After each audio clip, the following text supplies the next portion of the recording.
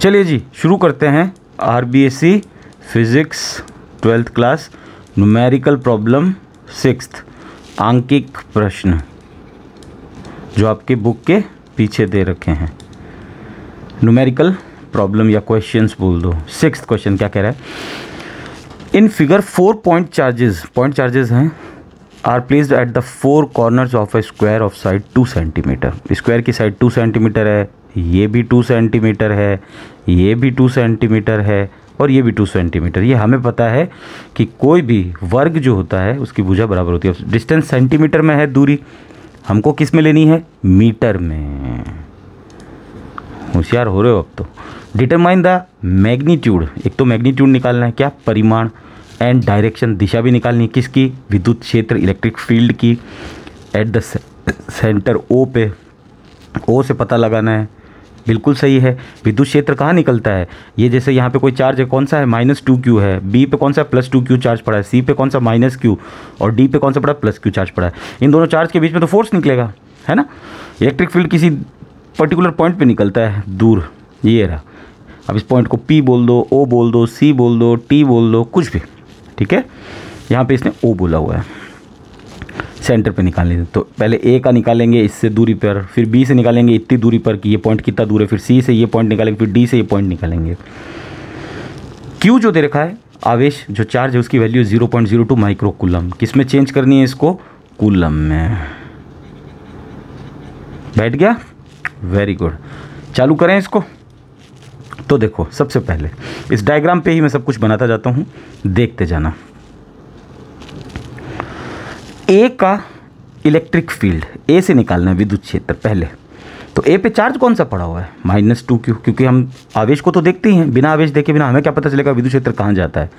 तो हमने पढ़ा है कि अगर कोई माइनस चार्ज है, अगर आवेश ऋणात्मक है, तो विद्युत क्षेत्र अंदर की ओर तिरछेई उसी की तरफ होगा, यानी माइनस चार्ज से इलेक्ट्रिक फील्ड उसी की तरफ होगा। ये इलेक्ट्रिक फील्ड गया EA, इसी की तरफ। बोलो कोई प्रॉब्लम है? नहीं, ये तो बताना पड़ेगा ना हमें। इलेक्ट्रिक फील्ड EA किधर जा रहा है? इधर जा रहा है, ठीक है, ठीक है। A के सामने कौन सा है? C है। C पे चार्ज कितना है? -q है, तो उसका विद्युत क्षेत्र किधर जाएगा? उसी की दिशा में। ये C की दिशा में जा रहा है, EC। ये बोलो कोई समझ में कोई प्रॉब्लम कि इधर क्यों गया? क्योंकि माइनस का चार्ज है, ये रहा माइनस का Q, ये रहा, ठीक है। A पे -2q चार्ज पड़ा था तो उसका भी विद्युत क्षेत्र उसी की तरफ जाएगा। ये तो बना लिया। D का देखते हैं, D का किधर जाएगा? प्लस से दूर जाता है। D का प्लस वाला चार्ज है, हमें चार्ज तो देखना ही पड़ेगा ना। आवेश धनात्मक है, ऋणात्मक, पॉजिटिव है, नेगेटिव, वहीं से तो पता चलता है। और इससे दूर कोई पॉइंट ये O है, तो इसका इलेक्ट्रिक फील्ड हम ये बोल रहे हैं कि इधर की तरफ जाएगा। कौन? ED, प्लस वाला दूर जाता है, चला गया। EB पे भी क्या है? +2q चार्ज है। प्लस वाला किधर जाएगा? दूर जाएगा, B से। किधर आएगा? इधर की तरफ आने की कोशिश करेगा, है ना। EB इधर जाएगा, ये EB मान लेता हूँ मैं, इधर जा रहा है। अब हमें ये पता है कि देखो इलेक्ट्रिक फील्ड इसमें भी उधर जा रहा है, इसमें इधर जा रहा है, इसमें इधर की तरफ आ रहा है, उसमें भी उधर जा रहा है, यानी दो अलग अलग दिशा में इलेक्ट्रिक फील्ड जा रहा है। पहले A और C की बात करते हैं, खाली AC की। देखो A वाला A की तरफ जा रहा है, C वाला C की तरफ। जब इलेक्ट्रिक फील्ड क्या है? एक वेक्टर क्वांटिटी, एक सदिश राशि है विद्युत क्षेत्र। जब दो अलग अलग दिशाओं में जाता है तो क्या होगा? नलिफाई होने के चांसेस रहेंगे, जीरो होने के चांसेस रहेंगे। इसमें से इसको माइनस करेंगे। अब देखो बड़ा चार्ज कौन है? A बड़ा है या C बड़ा? C तो खाली -q है, A -2q है, ठीक है। हम ये मानते हैं कि अगर हम EA EC किधर जाएगा? इसी A की तरफ जाएगा। तो इसको डबल बना देता हूँ मैं कि अब हमारा इलेक्ट्रिक फील्ड इधर जा रहा है, इन दोनों की वजह से। क्यों? क्योंकि ज़्यादा है, जो ज़्यादा जोर लगाएगा चीज़ उसी की तरफ जाएगी कि नहीं जाएगी। ये -q का जोर लगा रहा है, ये -2q का जोर लगा रहा है, और दिशा हमने पहले ही बता दी, डायरेक्शन, कि माइनस वाले चार्ज से इलेक्ट्रिक फील्ड उसी की तरफ आता है। तो ये हमारा EA EC, इसको समझना बहुत ज़रूरी है कि हम अगर माइनस करेंगे EA में से तो ज़ीरो तो नहीं आएगा, ये चांसेस। हाँ, लेकिन हम कहते हैं ऐसा नलिफाई हो जाता है, लेकिन ज़रूरी थोड़ी कि नलिफाई होगा ही, बराबर थोड़ी। बराबर होता तो ज़ीरो होता। ये -2q का फोर्स लगा रहा है, ऐसा अपन समझ रहे हैं एक बार। ये q का फोर्स लगा रहा है, ज़्यादा लगा रहा है, डबल लगा रहा है, तो इसी की तरफ जाएगा इलेक्ट्रिक फील्ड। यानी इलेक्ट्रिक फील्ड किधर गया? EA EC, बैठ गया A की तरफ। बी और डी का देखते हैं, बी वाला बी से दूर जा रहा है, डी वाला डी से दूर ऊपर की तरफ जा रहा है, ये भी अपोजिट डायरेक्शन में जा रहे हैं, विपरीत दिशा है दोनों की एक दूसरे की। अच्छा, ज़्यादा जोर कौन सा लगाएगा, 2Q ज़्यादा जोर लगाएगा और ये Q कम लगाएगा, तो किधर जाएगा, इधर नहीं जाएगा, इसकी तरफ जाएगा, डी की तरफ। समझो बात को, क्योंकि बी का इलेक्ट्रिक फील्ड, बी का विद्युत क्षेत्र किधर होगा, बी से दूर ही तो होगा, क्योंकि प्लस चार्ज है भाई वो, है ना, तो बी से दूर होगा तो ई भी इधर ही तो है। तो मैं ये मान रहा हूँ कि हमारा इलेक्ट्रिक फील्ड जो है वो इधर जाएगा। क्या करेंगे हम इस बार, ई बी में से माइनस कर देंगे ई डी। बोलो कोई प्रॉब्लम है? मुझे नहीं लगता कोई प्रॉब्लम हुई होगी, क्योंकि ई बी ज़्यादा है, देखो 2Q है और ई डी ओनली Q है। एक इधर जा रहा है, एक और एक उधर जा रहा है, तो जिसका जोर ज़्यादा लगाएगा, जो ज़्यादा फोर्स लगाएगा, वो चीज़ तो उधर जाएगी ना, और उससे दूर भी जा रही है बी से। हमें ये पता है कि बी का इलेक्ट्रिक फील्ड इधर जा रहा है। बोलो यहाँ तक तो हो गया, ठीक है। अब हमें ये डिस्टेंस नहीं पता कि बी से ये दूरी कितनी है, सी से ये दूरी कितनी है, डी से ये पॉइंट ओ कितना दूर है, या ए से ये पॉइंट ओ कितना दूर है, तो हम निकाल नहीं सकते। ट्राइंगल दिख रहा होगा, ट्राइंगल बना लेंगे। ये तो 2 सेंटीमीटर दे ही दी हमें, और ये पूरी हमारी 2 सेंटीमीटर है, ठीक है, और ये निकालनी है। तो क्या पाइथागोरस थ्योरम नहीं लगा सकते? पाइथागोरस पर में hypotenuse square equals to perpendicular square plus base square. ज़्यादातर इस डायग्राम को देखना है, ज़्यादा दम इस डायग्राम में ही है। तो सबसे पहले इस दूरी को निकाला जाता है, इस दूरी को पूरी को। तो एक ट्रायंगल बना देता हूँ मैं बड़ा वाला, उससे तुम्हें समझ में आ जाएगा, तब पता चलेगा। अब देखो बेटा ढंग से समझना, ये ए है, ये डी है, ये सी है, और बीच में हमारा पॉइंट कोई क्यू है, ओ है, ये ओ है। लेकिन अभी हमें पूरी ये दूरी निकालनी है। ये कितनी है हमारी, 2 सेंटीमीटर। ये कितनी है, 2 सेंटीमीटर। एक हमारा कर्ण का स्क्वायर बराबर लंब स्क्वायर प्लस आधार स्क्वायर, ये पढ़ा है पाइथागोरस थ्योरम में। Hypotenuse square equals to perpendicular square plus base square. अब ढंग से देखो, जब दोनों सेम होती है ना 2 तो ये 2√2 आ जाती है, करने की जरूरत नहीं होती। इसको अगर तुम करोगे तो ये आएगा 2√2। सेंटीमीटर में चल रहा, अपन मीटर में चेंज कर लें। ये पूरी आई है, लेकिन हमारा ए से सी देखो पॉइंट तो ओ है, ये इतनी चाहिए हमें। तो हमें पता है ये इसकी आधी है। कैसे? क्योंकि विकर्ण क्या है, देखो 90 डिग्री पे काटा हुआ है कि नहीं है, तो डिस्टेंस भी आधी है। समझ में आया? ये डिस्टेंस पूरी आधी है।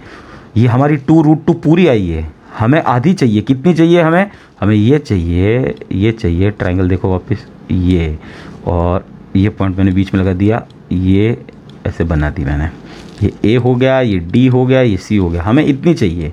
पूरी कितनी थी, 2√2।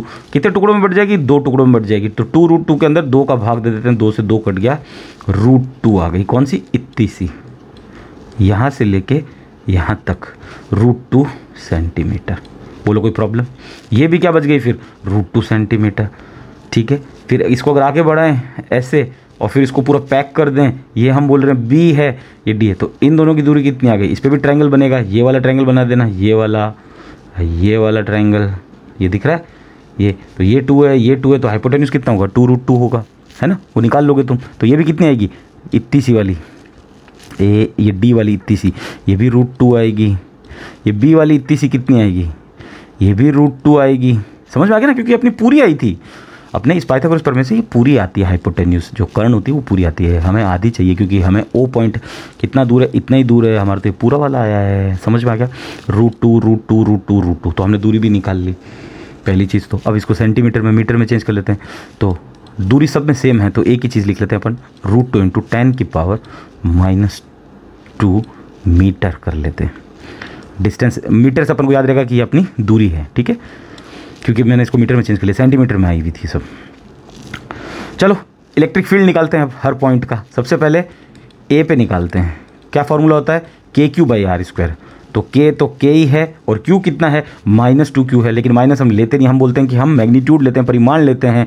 -2Q है, तो हम इसका परिमाण लेंगे तो क्या आ जाएगा, 2Q आ जाएगा। मूड लगा हुआ है, तो ये देखो 2Q डाला, KQ/R² होता, लेकिन Q कितना था, -2Q था, तो 2Q ले लिया अपन R²। डिस्टेंस कितनी है, लिख दो, कितनी आई, ये रही। कहाँ से, यहाँ से, O पॉइंट से, तो √2 × 10⁻⁻2 का होल स्क्वायर। बोलो कोई प्रॉब्लम नहीं, तो फिर वेरी गुड। E के साथ C उसके आगे जा रहा है, तो C भी निकाल लेते हैं लगे हाथ।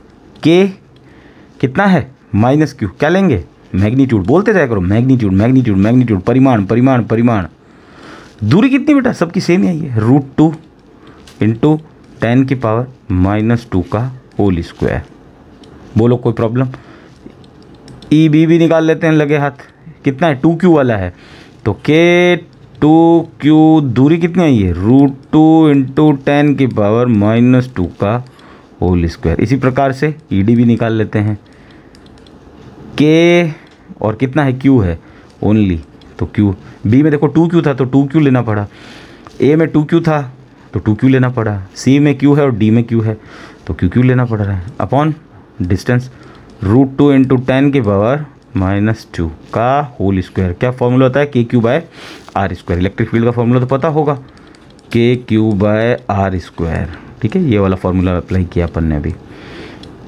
ठीक है, ये तो हो गया। अब हमने क्या निकाला, हमने कहा था कि रिजल्टेंट इस डायरेक्शन में जा रहा है। किस किस डायरेक्शन में जा रहा है, वापस बना देते हैं डायरेक्शन, ढंग से समझना। ये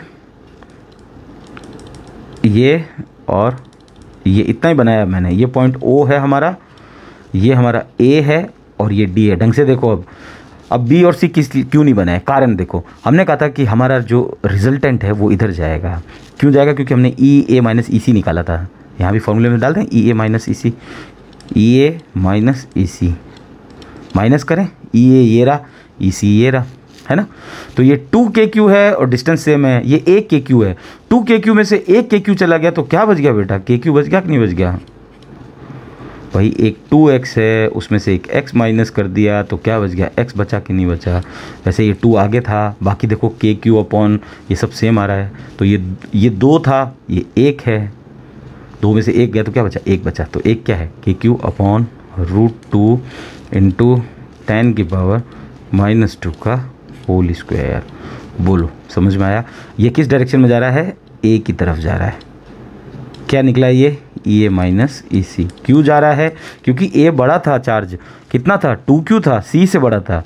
A का C से तो लिंक होगा ना, क्योंकि A का इलेक्ट्रिक फील्ड A की तरफ जाएगा, C का विद्युत क्षेत्र C की तरफ जाएगा। क्यों जाएगा, क्योंकि दोनों माइनस के हैं, माइनस का इलेक्ट्रिक फील्ड अंदर की ओर तिरछे उसी की तरफ आता है इलेक्ट्रिक फील्ड, है ना, प्लस से दूर जाता है। D का देखो बेटा, D का किधर आ रहा है, तो हमें ये पता है D से और B से लेना देना है हमारा अब। ठीक है, तो हमने D क्यों रखा, B क्यों नहीं रखा जब B बड़ा है तो, लेकिन यहाँ पे चार्ज बदल गए भाई, यहाँ माइनस था यहाँ प्लस है, A माइनस का था B प्लस का है, B से दूर जाएगा, B से दूर जाएगा तो D की तरफ जाएगा, ये जा रहा, ये कितना गया, EB - ED।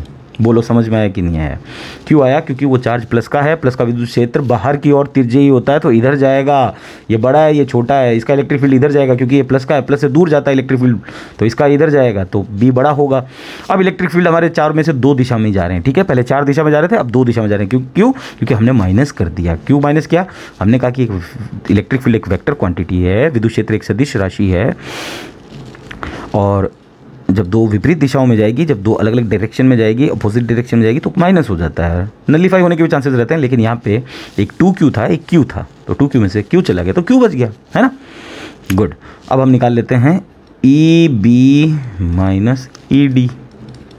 बोलो प्रॉब्लम नहीं, तो देखो EB कितना है, EB डबल है, 2KQ वाला है, ED कितना है, सिंगल है, 2 में से 1 चला गया तो क्या बचा, 1 बचा। क्यों, क्योंकि बीच में माइनस आ रहा है, इसमें से ये माइनस कम करना है, कर दें, तो 2KQ में से 1KQ चला गया। मैं पूरा लिख के करूं, पहले वाले में तो नहीं किया, इसमें लिख के कर देता हूं पूरा, ताकि तुम्हें फिर से समझ में आ जाए कि कर क्या रहे हैं। बोलो, ये EB की वैल्यू है, ये रही 2 मैंने आगे लिया और कुछ नहीं किया, 2KQ अपॉन √2 इंटू 10 की पावर -2 और स्क्वायर लगाओ, माइनस ED कितना है, KQ अपॉन √2 इंटू 10 की पावर -2 का होल स्क्वायर। अब देखो ये 2 है, ये 1 है, 2 में से 1 चला गया तो 1 बच गया, लेकिन 1 क्या, वहाँ पे x बचता था तो x लिखते थे कि नहीं लिखते थे, 1x बचा हुआ है, 1 को नहीं लिख रहे लेकिन x को लिख रहे हैं, वैसे यहाँ पे भी तो लिखा जाएगा ना। तो EB - ED क्या बचा, KQ अपॉन √2 इंटू -2 का होल स्क्वायर। अब हमारे पास इलेक्ट्रिक फील्ड कितना है, मान लेते हैं, इसको मैं मान रहा हूँ पूरे को E1। एक बार देख समझना, E1 ये मान रहा हूँ मैं, इलेक्ट्रिक फील्ड E2 मान रहा हूँ, अभी बताऊँगा अभी तुम लोगों को कि क्यों माना है मैंने। बैठ गया, थोड़ा और ऊपर कर देते हैं, आप हिंदी वाले डायग्राम में भी और गछड़ पछड़ कर देंगे थोड़ा सा, हिंदी वाले बोलेंगे कि हमारे डायग्राम में कुछ किया नहीं। अब देखो बेटा, हमारा इलेक्ट्रिक फील्ड किस किस डायरेक्शन में जा रहा है, एक तो ए की तरफ जा रहा था, एक डी की तरफ जा रहा था, ठीक है। अब इलेक्ट्रिक फील्ड दो जा रहे हैं, दो डायरेक्शन में तो हो नहीं सकता। इस डायरेक्शन में कौन सा जा रहा था, ई ए माइनस ई सी, इधर जा रहा था E B minus E D. अब देखो, जब एक इस दिशा में जा रहा है, एक इस दिशा में जा रहा है, अगर हम कंपोनेंट लें, घटक लेके करें, या जो भी हम इसको कैलकुलेट करें, इसका मैग्नीट्यूड निकालें, परिमाण का फॉर्मूला लगा के भी कर सकते हैं, तो हमारा इलेक्ट्रिक फील्ड कहाँ जाता है, हमने सुना है कि बीचों बीच जाता है। बीचों बीच मतलब बीच में इन दोनों के, उसका नाम होता है ई नेट। होगा कि नहीं होगा, बोलो। एक इधर जा रहा है, एक इधर, इलेक्ट्रिक फील्ड दो डायरेक्शन में जा ही नहीं सकता, रिजल्टेंट तो एक निकलेगा ना। अब देखो, पहले तो चार्ज ने फोर्स लगा रहे थे, मान को फोर्स से मान के देखो, ए लगा रहा था सी से, तो ए ने कहा मैं जीत गया, तू निकल रहा से, ठीक है। डी बी से निकाल रहा था, तो डी को हटा दिया, बी को रख दिया, क्योंकि बी बड़ा था, तो इधर आ गया। अब आप बोलोगे ये तो डी है, अरे भाई लेकिन वो प्लस का चार्ज है, तो उससे इलेक्ट्रिक फील्ड बाहर की ओर जाएगा ना भाई, दूर जाएगा उससे, ऐसे मत करो, ठीक है ना, बिल्कुल ही बेहोश टाइप के मत वो करो, थोड़ा ध्यान रखा करो। अब इलेक्ट्रिक फील्ड दो डायरेक्शन में, तो एक ही डायरेक्शन में निकलेगा नेट, तो चलो ई नेट का फॉर्मूला लगाते हैं, पढ़ा होगा। डाइपोल करते हैं, द्विध्रुव डाइपोल मूवमेंट या द्विध्रुव आघूर्ण करते हैं, तब भी हम ये फॉर्मूला लगाते हैं। इलेक्ट्रिक फील्ड निकालते हैं विद्युत क्षेत्र, तब भी ये फॉर्मूला लगाते हैं। E1 square plus E2 square plus 2E1 E2 cos theta. ये फॉर्मूला क्यों लगाया, क्योंकि दो ही थे, तीन होते तो फिर कंपोनेंट लेने पड़ते, और दो में भी कंपोनेंट ले सकते हैं, हाँ दो में कंपोनेंट ले सकते हैं, लेकिन दो में ये फॉर्मूला काम नहीं आता, फिर कंपोनेंट ही बेताज बादशाह होता है, ठीक है। तो ई नेट कितना, E1 किसको माना है मैंने, इसको माना है, क्या वैल्यू है, के क्यू, ढंग से समझना अभी। अब देखो इसका स्क्वायर खोल देते हैं यहीं पे, ठीक है ना, तो अपॉन में क्या आ जाएगा 2, क्योंकि √2 है, स्क्वायर से 2 बच जाएगा, और 10 की पावर -4 हो जाएगी। तो ये तो हो गया इतना, लेकिन इसका तो स्क्वायर लगेगा, क्योंकि यहाँ पे तो स्क्वायर लगा हुआ है, ये रहा स्क्वायर प्लस E2 कितना, इतना ही E2 है, तो देखने की ज़रूरत ही नहीं। के क्यू अपॉन 2 इंटू 10 की पावर -4 का होल स्क्वायर। कहाँ से आया ये E B minus E D है, ये वाला। आप बोलोगे कि यहाँ पे तो √2 था, अरे तो इस √2 उससे पहले इसका स्क्वायर किया, फिर 10 - 2 से √2 का स्क्वायर से इसको मल्टीप्लाई कर दिया, तो 10 की पावर -4 हो गई, और इस फॉर्मूले में स्क्वायर लगी हुई थी, तो वो स्क्वायर हमने लगा दी, प्लस 2E1 E2 और कॉस। यहाँ पे E1 E2 की वैल्यू इसलिए नहीं डाली है, एक सेकेंड ऐसे मत डाला करो, थोड़ा IQ यूज़ किया करो, ठीक है। अब बोलोगे है ही नहीं, खैर मेरे पास भी नहीं है, चिंता क्यों करते हो यार। कॉस देखो कितना है, 90 डिग्री, क्या है ये रहा एंगल, दिख रहा है भाई, दो हैं, एक जाएगा, दोनों के बीच में एंगल कितना बना 90 डिग्री। तो फोर्स किसी एंगल पे लगेगा, किसी से निकलेगा, तो वो एंगल तो हमें लेना ही पड़ेगा ना, तो कॉस 90 डिग्री। कॉस 90 की वैल्यू होती है 1, 0 बेटा, समझ में आया, इसलिए पूरा ही 0 हो गया, ये पूरा ही टर्म क्या हो गई, 0 हो गई। कॉस 90 की वैल्यू 0 रखी, फिर उसको इससे मल्टीप्लाई किया, मल्टीप्लाई को किसी से भी 0 से कर दो, किसी से कर दो, 0 ही आएगा, ये पूरा 0 हो गया, इसलिए मैंने E1 E2 की वैल्यू नहीं डाली है। और अब लगा देता हूँ इस पर रूट, भूलना नहीं है, सारे काम करने लगे हाथ, ठीक है। चलो आगे चलते हैं, इसको और सॉल्व करते हैं। ई नेट क्या आया है, आप ढंग से देखो, एक के क्यू है अपॉन 2 इंटू 10 की -4 है, दूसरा भी के क्यू है और प्लस का साइन आ रहा है, एक के क्यू प्लस एक और के क्यू, कितना आ गया 2 के क्यू, और नीचे जो तामझाम है वो पूरा का पूरा आ जाएगा, है ना, समझ में आए, तो लिख दें 2 के क्यू अपॉन 2 इंटू 10 की पावर -4, लेकिन ये ब्रैकेट के बाद जो स्क्वायर आएगा ना, ये साली इस पे आएगा, समझ में आया, और रूट जो है वो वापस पूरे पे आ जाएगा, ये दोनों जुड़ गए हैं, ये 0 हो गया है। अब रूट से स्क्वायर काट देते हैं, है ना, तो E net is equals to √2, तो ये लो, क्योंकि स्क्वायर इस टर्म पे है, √2 इंटू के कितना होता है 9 इंटू 10 की पावर 9। क्यू की वैल्यू कितनी दे रखी है, ये रही क्यू की वैल्यू, देखिए 0.02 इंटू माइक्रो कूलम में, तो कूलम में चेंज करेंगे तो 10 के -6, बोलो प्रॉब्लम डाल दूँ, 0.02 इंटू 10 की पावर -6 अपॉन 2 इंटू 10 की पावर -4 और √2 तो आ गया। और इसका स्क्वायर क्यों नहीं किया? क्योंकि इसके स्क्वायर से ये रूट कैंसिल आउट हो गया, लेकिन 2 रूट में रहेगा, ये ध्यान रखना, ठीक है, कहीं गलती नहीं कर दो। ये पॉइंट हटाया, नीचे कितना जीरो लगे? 2 जीरो लगे। 10 की पावर -4 है और 10 की पावर 2 है, तो क्या बच गया? 10 की पावर 2 बच गया, लेकिन कौन सा वाला? माइनस वाला, तो इसको 2 बना देते हैं, अगली लाइन में कर देते हैं। चलो, फिर और कंफ्यूज हो जाओगे। और देखो, इस 2 को 2 से तो पहले लपेट दो। 9√2, आंसर भी मैच करते जाओ। आंसर क्या आ रहा हमारा? 9√2 आ रहा है, ठीक है। ई नेट आ रहा है, ये कुल 9√2 इंटू ये 9 गया, ये √2 गया। 10 की पावर 9 है और 10 की पावर -6, कितना बचा? 10 की पावर 3 बच गया ऊपर, और नीचे कितना बचा? 10 की पावर देखो -2 नीचे बचा। जब 10 की पावर -2 ऊपर आएगी तो क्या बच जाएगी? 10 की पावर +2 प्लस की बन जाएगी। और ये 10 की पावर कितनी बच गई? 3 और 2 कितने होते हैं? जुड़ेंगे 5। आधार समान है तो घातें जुड़ जाती है, बेस सेम है तो पावर क्या हो जाती है? ऐड हो जाती है। तो 10 की पावर 5। इलेक्ट्रिक फील्ड की इकाई क्या होती है? न्यूटन पर कूलम और वोल्ट पर मीटर। ये आ गया हमारा नेट। इसको बोलते हैं मैग्नीट्यूड, परिमाण। वो हमसे बोल रहा था कि परिमाण निकालो। ओ हो, क्षेत्र की तीव्रता, ये रही तीव्रता, वे दिशा निकालिए, तो ये आ गई तीव्रता। इसी कोई मैग्नीट्यूड और इसी कोई परिमाण और इसी कोई तीव्रता, परिमाण, ठीक है। अब दिशा निकालनी। अब देखो मेरी बात सुनो, बी और सी तो गायब हो गए। हमारा इलेक्ट्रिक फील्ड किधर जा रहा है? इधर की तरफ जा रहा है। देखो ओ पॉइंट से इधर निकला है, ठीक है, तो किधर की तरफ जा रहा है? यानी कह सकते हैं हम ऐसा, देखो कि इधर से आया होगा कहीं से, तो सी से किधर की तरफ जा रहा है? डी की तरफ। देखो, या तो सी ले लेते हैं, डी ले लेते हैं, ये लो इधर जा रहा है, या बी ए ले लो, कोई भी दिक्कत नहीं। बी ए भी बोल सकते हो, सी डी भी बोल सकते हो, कोई दिक्कत नहीं, दोनों सही हैं, दोनों सही हैं। यहाँ पे लिखा हुआ उसका मतलब ये नहीं कि तुम्हें रटना है, सी डी भी लिख सकते हो। यानी देखो इलेक्ट्रिक फील्ड इधर जा रहा है, ए की तरफ जा रहा है, या कोई बोल देगा नहीं सी डी की तरफ जा रहा है, ऐसे। देखो ये लाइन और इस लाइन को देखते जाओ, ये मैंने आगे बढ़ा दी और इस लाइन को भी मैंने आगे बढ़ा दी। इन दोनों लाइन में क्या समांतर है कि नहीं, पैरेलल है कि नहीं ये दोनों लाइन, ठीक है। लेकिन अब आंसर हमें तो सामने दे रखा है, तो हम क्या बोलेंगे कि parallel to B A, parallel to B A. पता चला? बी ए, क्योंकि इधर की तरफ जा रहा है। देखो भाई, बी से दूर ही जाएगा, बी की तरफ ही जाएगा, इधर ही जाएगा, है ना, क्योंकि नेट इधर आया हमारा, आया तो बीच में, लेकिन डायरेक्शन तो इन्हीं को देख के बतानी पड़ेगी ना, इन पॉइंट्स को देख के, इन पॉइंट्स को देख के इधर जा रहा है ऐसे। पैरेलल टू बी ए, या फिर क्या लिख सकते हो, पैरेलल टू सी डी लिख सकते हो, कोई प्रॉब्लम नहीं है। राइट है बेटा, हाँ ऐसे नहीं, रटना नहीं है ये तो, ठीक है। यहाँ पे आंसर लिखा हुआ था, लेकिन अगर कोई आंसर, अगर तुमने ये नहीं रटा होता, लेकिन वहाँ एग्जाम में अगर तुम देख रहे होते कि यार सी डी भी तो जा रहा है, तो बिल्कुल जा रहा है, it's perfect, all right, you will get full marks, ठीक है। अगर लिख के आओगे तो कोई गलत नहीं है। तो क्या लिखोगे? बी ए के समांतर दिशा क्या होगी इलेक्ट्रिक फील्ड की? इलेक्ट्रिक फील्ड अब इधर जाएगा। अब देखो 4 इलेक्ट्रिक फील्ड थे, कह रहा था चारों ओ की तरफ है इलेक्ट्रिक फील्ड। ए का ओ के पास निकालना है, बी का भी ओ के पास निकालना है, सी का भी ओ के पास, डी का भी ओ के पास। पता चला ये तो इधर निकल गया। या सी डी के समांतर भी लिख सकते हो, ये दिशा है, डायरेक्शन बतानी है। अगर ये नहीं बताओगे तो नंबर कटेंगे, ये डायरेक्शन है, डायरेक्शन।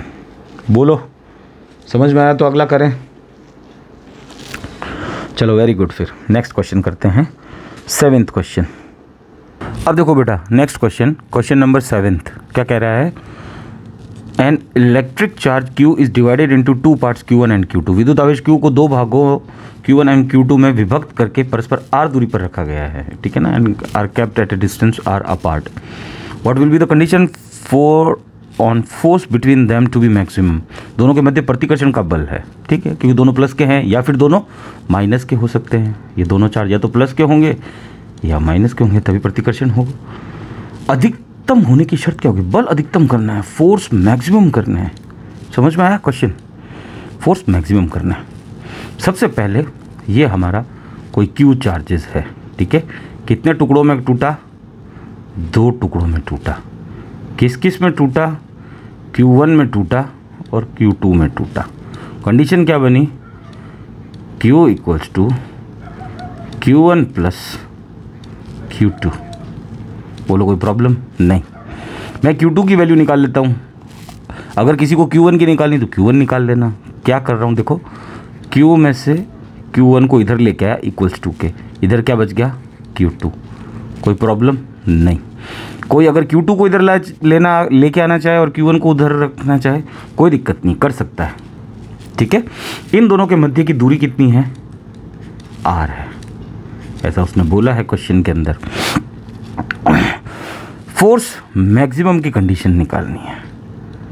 मैक्सिमम फोर्स कब होगा? तो पहले तो फोर्स का फॉर्मूला लिख दो जो हमें मालूम है। क्या होता है? K Q1 Q2 upon R²। अब देखो Q2 की वैल्यू क्या है, यहाँ पे रख दूँ मैं। अगर कोई Q1 की निकाले तो Q1 में डाल देना, कोई दिक्कत नहीं, कर सकता है, कोई दिक्कत नहीं है। ठीक है ना। मगअप ग्रास्पिंग पावर रटना नहीं है, बस समझ में आ गया ना। K Q1, Q2 की वैल्यू कितनी है? Q माइनस Q1, ऐसा क्यों कर रहे हैं भी पता चल जाएगा, अपॉन R²। बोलो कोई प्रॉब्लम नहीं? ठीक है, आगे मल्टीप्लाई कर दे। F मैक्सिमम इक्वल्स टू, देखो ये पूरा जो तामझाम है ये पहले इससे मल्टीप्लाई होगा, फिर ये पूरा तामझाम इससे मल्टीप्लाई होगा, तो चील बन गई, चील गुणा ईगल मल्टीप्लाई। ठीक है, गुड। तो K Q Q1, बोलो ये Q पहले लिख दिया, Q1 बाद में लिखा है। ठीक है, अपॉन R², बैठ गया।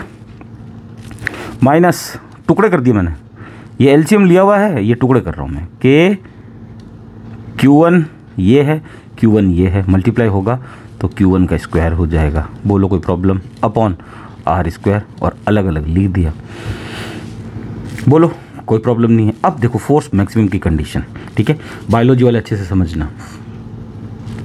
सबसे पहले हमारे पास ये x और y डायरेक्शन है। ठीक है, यहाँ से कोई ऐसा कर्व बना, बैठ गया, ये मोड़ दिया वापस, ये मोड़ दिया, ये कर्व बना है हमारे पास में। कर्व कब बनता है? जब कोई फंक्शन होगा हमारे पास में। फंक्शन यानी फलन। ठीक है, कोई फंक्शन है हमारे पास में, किस फॉर्म में है? fp है, x है, y है, fy है, ये लो। ठीक है, y x पे डिपेंड होता है। ये सब मैथ्स में 12th वालों ने पढ़ा है, लेकिन बायो वालों को समझा देता हूँ, ढंग से समझना। मैक्सिमम की कंडीशन क्या होती है? अच्छा, सबसे पहले ये स्लोप बना है। ठीक है, इसको वक्र बोलते हैं, स्लोप को वक्र भी बोलते हैं, ढलान भी बोलते हैं। स्लोप को वक्र, ढलान भी बोल दिया। और स्लोप को क्या बोलते होंगे वो सुनो, बड़ी इंपॉर्टेंट चीज़ है। स्लोप को बोलते हैं dy/dx। यस, ये 12th वालों को भी, मैथमेटिक्स वालों को भी नहीं पता होगा। हाँ sure, I am 100% sure. dy/dx निकालते ना हम लोग 12th में, बायोलॉजी वालों को भी ज़रूरत पड़ती है dy/dx निकालने की, तो इसको बोलते हैं। और देखो स्लोप को क्या बोलते हैं? dy/dx भी बोल सकते हो, और क्या बोल सकते हो? tan थीटा भी बोल सकते हो। ठीक है, स्लोप ऑफ ए कर्व। ठीक है, dy/dx भी बोल सकते हो, उसको स्लोप भी बोल सकते हो। तो हम जो dy/dx निकालते हैं, अवकलन करते हैं, डिफ्रेंसिएशन करते हैं, तो वो क्या है? वो स्लोप का ही तो है, और क्या। और ये इक्वल्स टू tan थीटा भी बोल दो, तो कुछ भी बोल सकते हो। tan थीटा भी बोल सकते हो, dy/dx भी बोल सकते हो, स्लोप भी बोल सकते हो। स्लोप कहाँ है? देखो यहाँ पे अगर कोई पॉइंट है और मैं चीज़ यहाँ पे रख दूँ, टेंजेंट खींचूँ तो थीटा कुछ अलग आएगा। यहाँ पे कुछ रखूँ तो टेंजेंट ऐसे जाएगी तो थीटा कुछ अलग आएगा। लेकिन यहाँ देखो स्लोप क्या है? स्लोप क्या है? यहाँ पे सीधा खड़ा है, ऐसे ऐसे स्लोप। इस पॉइंट पे देख लो, वो मैक्सिमम पॉइंट है, ये मिनिमम पॉइंट है किसी वेव का। नीचे वाले को क्या बोलते हैं? ट्रफ। ऊपर वाले को क्या बोलते हैं? क्रस्ट, है ना। एम्पलीट्यूड में काम आता था। पीक, हाईएस्ट पावर क्या है? मिनिमम। इसका स्लोप क्या है? इसका स्लोप भी इसके बराबर है। ये पॉइंट तो मिनिमम है लेकिन स्लोप बराबर है। Minimum equals to maximum slope. Slope यहाँ पे देखो, स्लोप इतना ही स्लोप यहाँ पे है। यहाँ कोई स्लोप ही नहीं है, कहने का मतलब समझ में आया? स्लोप है ही नहीं। स्लोप कब होता? जब थीटा डिग्री एंगल बनता, कोई थीटा बनता। ये कर्व जा रहा है, वक्र। इस पर मैंने ये टेंजेंट खींची है, इस पॉइंट पे स्पर्श रेखा। टेंजेंट मतलब स्पर्श रेखा, ये खींची स्पर्श रेखा। रेखा तो ऐसे ही खींचेंगे। ये क्या बना? कुछ थीटा एंगल बना है, थीटा एंगल बना है। यहाँ पे अगर खींचूँ तो ऐसे जाएगा ये स्लोप। ये भी थीटा एंगल बना है। ये थीटा 2 है, ये थीटा 1 है, वो कोई अलग होगा। लेकिन यहाँ पे क्या है? स्लोप कितना? 0। ये समझना है। यानी कौन 0 आ गया? dy/dx बराबर 0। यानी कौन बराबर 0 आया? स्लोप 0 है। कुछ भी बोल सकते हो। यहाँ पे क्या है? dy by D x zero आया है, और उसको क्या बोलते हैं, dy बाई डी एक्स को स्लोप बोलते हैं। वेरी गुड, बैठ गया। यहाँ स्लोप है ही नहीं, कहने का मतलब अगर यहाँ पे कोई आदमी खड़ा है तो वो नीचे नहीं गिरेगा, यहाँ पे खड़ा है तो नीचे नहीं गिरेगा। लेकिन अगर आदमी मान लो यहाँ पे खड़ा है इस पॉइंट पे, और यहाँ पे कोई टेंजेंट बना रहा है, स्पर्श रेखा ये जा रही है, कोई थीटा एंगल बना है छोटा सा, अब छोटे ही बनते हैं। डी बाई डी एक्स का मतलब क्या होता है, बहुत छोटा, बहुत बारीक, समझ में आ रहा है, बहुत बारीक। डी बाई डी एक्स से तो delta Y by delta X बड़ा होता है, ये बड़ा होता है बिगर, और ये छोटा होता है, बहुत स्मॉल होता है। डी बाई डी एक्स मतलब बहुत छोटा। तो देखो यहाँ स्लोप कहीं बन ही नहीं रहा, यहाँ पे भी कितना है, zero D by D x. समझ में आ गया? डी बाई डी एक्स क्यों बोल रहे हैं, मैथमेटिकल नेम है, समझ में आया, मैथमेटिकल नेम है भाई। जीरो का इस पॉइंट पे जीरो स्लोप, इस पॉइंट पे जीरो स्लोप, यहाँ पे तीनों पे जगह अगर कोई आदमी खड़ा रहेगा तो वो गिरेगा नहीं। तो हमने कहा कि स्लोप है ही नहीं जी, यहाँ पे तो कर्व है ही नहीं, यहाँ पे वक्र नहीं है, यहाँ पे आदमी खड़ा रहता है तो गिरेगा नहीं, फिसलने के चांसेस बिल्कुल भी नहीं है। बैठ गया। आगे देखो, कोई ना कोई समीकरण इक्वेशन देगा तभी तो ये कर्व बनेगा, है ना। जैसे पैराबोला कब बनता है, परवलय कब बनता है, जब द्विघात समीकरण दे रखी हो, क्वाड्रेटिक इक्वेशन दे रखी होती है तो परवलय बनता है। लीनियर इक्वेशन, रेखीय समीकरण, linear equation of two variables, दो चरों वाले रेखीय समीकरण दे रखे हैं तो कौन सा ग्राफ बनता है, तो सीधी लाइन बनती है ऐसे। और परवलय का बनता है जब द्विघात समीकरण, ये क्वाड्रेटिक इक्वेशन दे रखी है तो इस टाइप के बन रहे हैं ना। तो मान लो हमने इक्वेशन मानी अपनी मर्जी से कोई समीकरण x square minus 3x plus 5, गुणनखंड करने आते थे तुम लोगों को, है ना, करना कुछ भी नहीं है, समझना है बस बात को, ठीक है। चलो ये पसंद नहीं आया तो दूसरा ले लेते हैं, 3 साइन स्क्वायर भी आ सकता, कोई दिक्कत नहीं, sine square x plus 2 sine x plus 9, log भी आ सकता है, कोई दिक्कत नहीं, ट्रिग्नोमेट्री हो सकता है, त्रिकोणमिति हो सकता है, ये वेरिएबल हो सकते हैं, लॉग आ सकता है, कुछ भी आ सकता है। लेकिन तुमने एक चीज़ देखी, बार बार रिपीट कौन हो रहा है, एक्स रिपीट हो रहा है ना, तभी तो इक्वेशन बनी। अगर यहाँ पे सी आ जाता तो, या पी आ जाता तो ऐसा थोड़ी होता है। इसके तो तुम फैक्टर कर सकते हो, इसके, है ना, फैक्टर कर सकते हो, गुणनखंड कर सकते हो, गुणनखंड कर सकते हो, फैक्टर कर सकते हो, मिडल टर्म स्प्लिटिंग, बीच में से तोड़ के 5x स्क्वायर, है ना, ये सब कर सकते हो। तो इसी फॉर्म में तो आएगा, आएगा कि नहीं आएगा, है ना, समझ में आ रही है चीज़, कुछ नहीं, ज़्यादा दमदार है नहीं इसके अंदर। यानी यहाँ पे वेरिएबल ए क्या रहा, चर ए क्या रहा, वो कौन है, एक्स है, देखो आ रहा है, और कुछ नहीं आ रहा, ना तो टी आ रहा है ना सी आ रहा है, ABCD का कोई अक्षर नहीं है।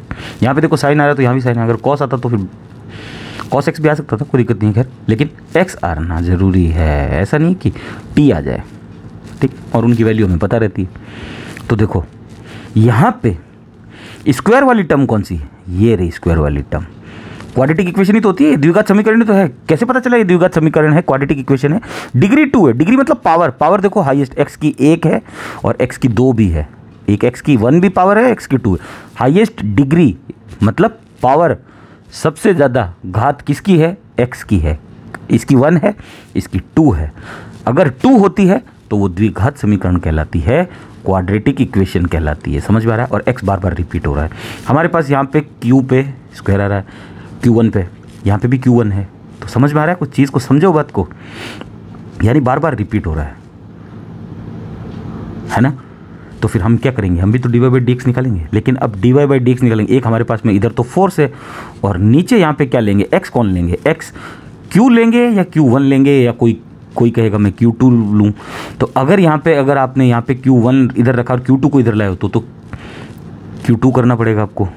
और अब जैसे मेरी तरह, जैसे आप Q1 को इधर लेके आए, Q2 को इधर रखा हुआ है, तो Q1 इधर आ रहा है, देखो बार बार, है ना, और एक Q1 पे स्क्वायर भी लगा हुआ, एक नॉर्मल है, तो देखो यहाँ पे स्क्वायर किस पे लगा हुआ है, एक्स पे, एक एक्स नॉर्मल भी है जिस पे कोई पावर नहीं है, तो df by dq1 is equals to क्या हो जाएगा, 0 हो जाएगा। ये हमें मालूम है, ये फोर्स की कंडीशन होती है। बोलो,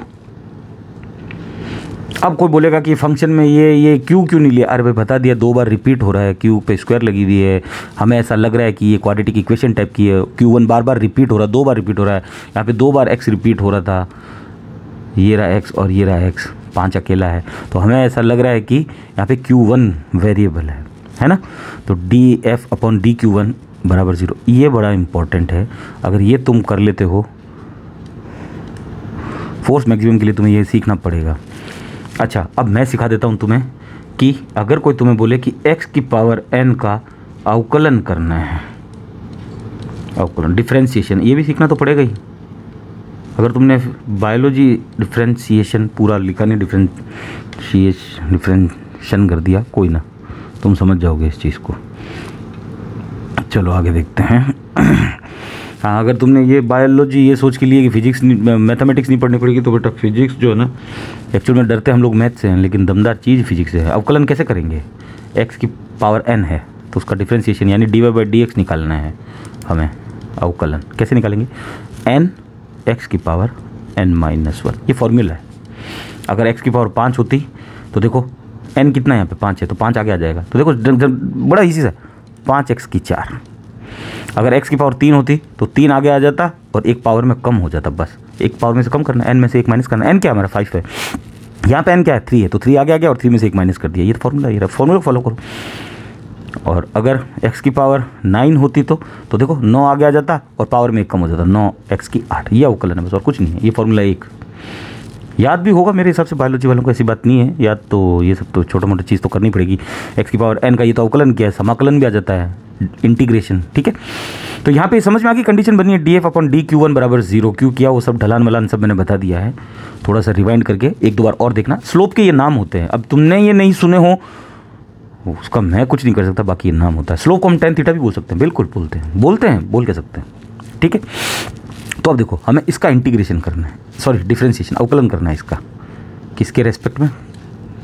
q1 के रेस्पेक्ट में। तो देखो dF/dq1 is equals to KQ। अच्छा, कोई बोले कि ये सब फॉर्मूला देखो, x की पावर 3 भी था, x की पावर 9 भी करके बता दिया, x की पावर 5 भी करके बता दिया।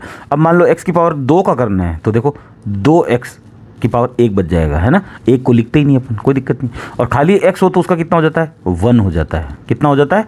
1 हो जाता है। क्या? अवकलन।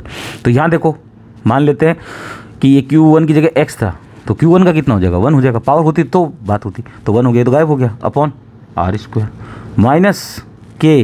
यहाँ पे क्या है? x की स्क्वायर है, देखो तो x की स्क्वायर का क्या होता है? 2x होता है। यहाँ पे q1 की स्क्वायर है तो 2q1। ईजी फॉर्मूला, शायद टफ लगे ये वाला n(x की पावर n-1), लेकिन ये सब इजी लगेंगे। देखो जो भी पावर होती है वो आगे आ जाती है, उसमें से एक कम हो जाता है, जो भी पावर होती है वो आगे आ जाती है और उसमें से एक कम हो जाता है, जो भी पावर होती है कम हो जाता है एक, ठीक है। तो पावर कितनी थी?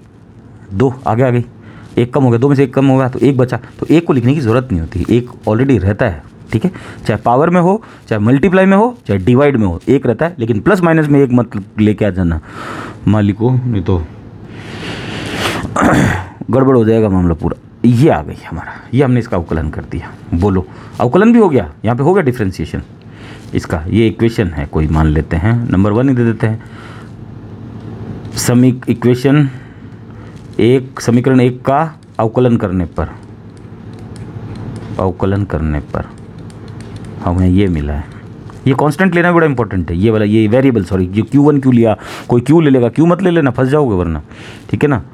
तुम्हें पता ही नहीं है क्योंकि समीकरण कैसे बनती है, वो फलन कैसे बना, द्विघात समीकरण कैसे बनी। कभी द्विघात समीकरण की हो तो पता चला उसके अंदर, कभी ऐसी द्विघात समीकरण की है क्या? 3x² + 4x + 9t + 7, ये की कभी? ये टी क्यों आ गया अभी यहाँ पे? ये गलत है, ये आना ही नहीं चाहिए यहाँ पे, ठीक है ना। इसका मतलब कौन कौन आ रहा है? खाली एक ही चीज़ आ रही है। वो कौन आ रहा है? x आ रहा है। यहाँ पे कौन एक ही चीज़ आ रही है? q1 आ रहा है। हाँ q आएगा, डराएगा वो, हमें कोई प्रॉब्लम नहीं है हमें उससे।